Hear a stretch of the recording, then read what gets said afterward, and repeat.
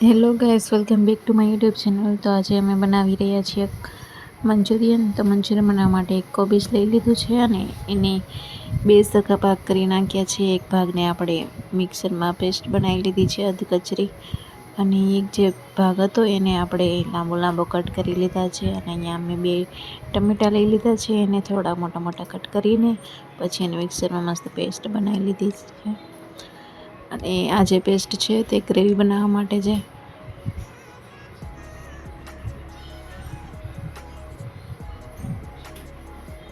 તો અહીંયા જે આપણે મિક્સરમાં અડધા કોબીજનું જે પેસ્ટ બનાવી હતી એમાં આપણે થોડીક કોથમીર એડ કરી દેવાની છે.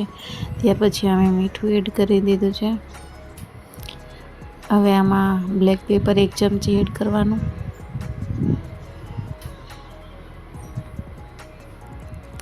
ત્યાર પછી 1 table teaspoon red chilli sauce, 1 ચમચી સોયા સોસ, 1 ચમચી ગ્રીન ચીલી સોસ,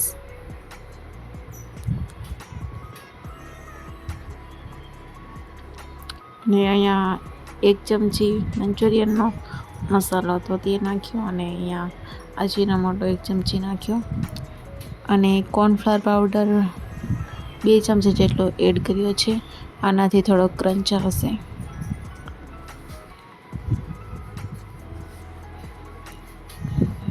અને મેંદો જરૂર પ્રમાણે નાખવાનો છે. તમારે કોબીજને જ્યારે કાપો ત્યારે એમાંથી પાણી બધું કાઢી લેવાનું હોય છે. હું કાઢવાનું ભૂલી ગઈ હતી, એટલા માટે મારે મેંદો થોડોક વધારે નાખવો પડ્યો. તો અહીંયા મેં નાના નાના એવા લોયા બનાવી લીધા છે, અને તેલમાં એક એક કરીને નાખી દઈશું. તેલને એકદમ ગરમ આવવા દેવાનું છે, અને એક એક કરીને નાખશું એટલે છૂટા છૂટા તો ચોટશે નહીં.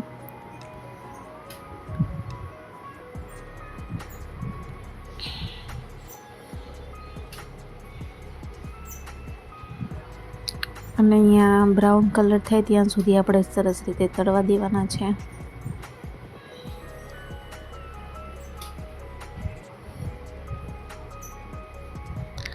તો અહીંયા તળાઈ ગયા છે, અને આવી રીતે પણ ખાવાની બહુ મજા આવે. આમ પણ બહુ ટેસ્ટી લાગે. તો અહીંયા જે બાકીનું તેલ તળવામાં હતું એ કાઢી લીધું છે, અને 2 ચમચ જેટલું તેલ રાખ્યું છે. અને એમાં મેં આદું મરચું અધકચરા ખાંડેલા હતા તે નાખ્યા છે, અને આને થોડા બ્રાઉન થવા દેવાનું છે. અને ત્યાર પછી એમાં જે આપણે લાંબી લાંબી ડુંગળી કાપી હતી એ એડ કરી દઈશું, અને ડુંગળીને બરાબર બ્રાઉન થાય ત્યાં સુધી તેલમાં બરાબર કકડાવવાની છે.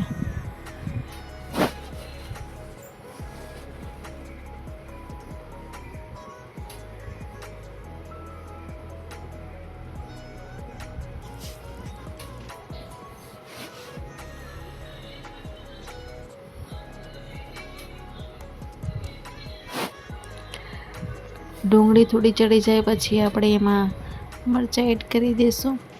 મરચાંને પણ થોડા તેલમાં બરાબર ફ્રાય થવા દેવાના.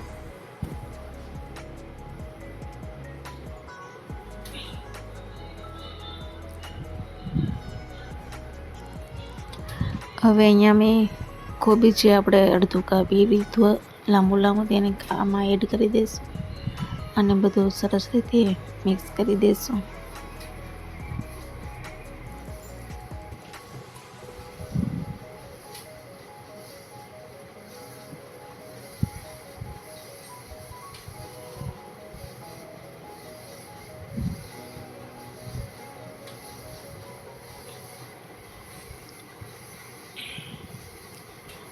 અહીંયા થોડુંક ચડી જાય એટલે પછી એની પર થોડું મીઠું એડ કરી દઈશું સ્વાદ પ્રમાણે.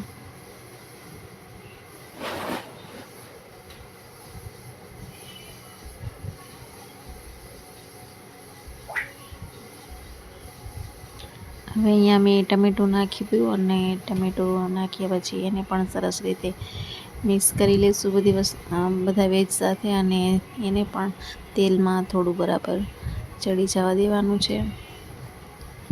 અને ત્યાર પછી આપણે હવે એમાં સોસ એડ કરવાના છે. તો સૌથી પહેલાં મેં 2 ચમચ જેટલું સોયા સોસ નાખ્યું છે, અને એને બરાબર મિક્સ કરી લઈશું.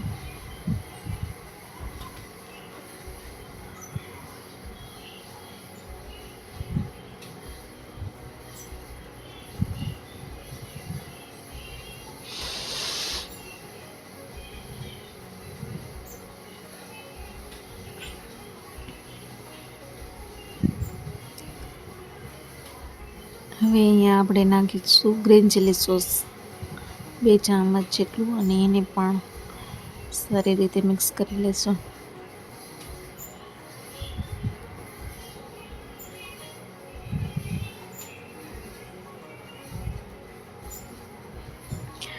હવે અહીંયા ટોમેટો સોસ 2 ચમચ જેટલો નાખ્યો છે, અને એને પણ બરાબર મિક્સ કરીને બધું ફ્રાય કરી લેશું.